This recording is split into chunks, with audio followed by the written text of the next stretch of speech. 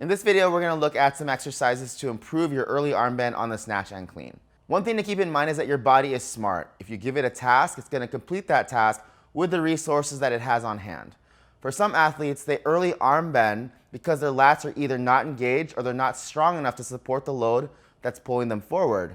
So when the lats give up, or if they're just on vacation, the body is going to use the biceps to pull the bar into the hip. In a previous video, we showed you one of my favorite exercises, which is the ball up on the rings, that helps train that straight arm strength to keep the bar close to the body. Now, this is a really difficult exercise, especially if you have no background in gymnastics or don't have the lat strength to pull your own body weight up. So here's a scaled version that you can do.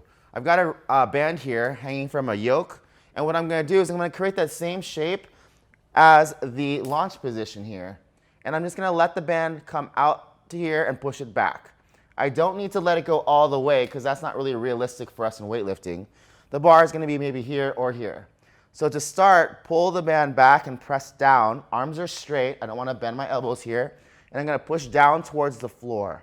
And then from here, I'll take an inhale through my nose and stop. When the inhale stops, and likely it's going to be about here, press it back down. Breathe in, press it back down, exhale. Breathe in, press it back down. You can also try holding this position for about a minute to see if you can stay in this position.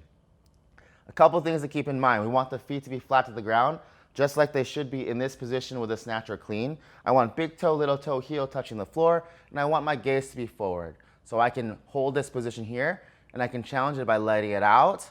And with the band, it's going to try to pull away from me, and I'm going to push it back down. Really important here is we're pressing it down. Another way you can imagine this is if you take your hands and you straighten them like this and try to push towards the floor, you're going to feel those muscles that we want to feel on this exercise.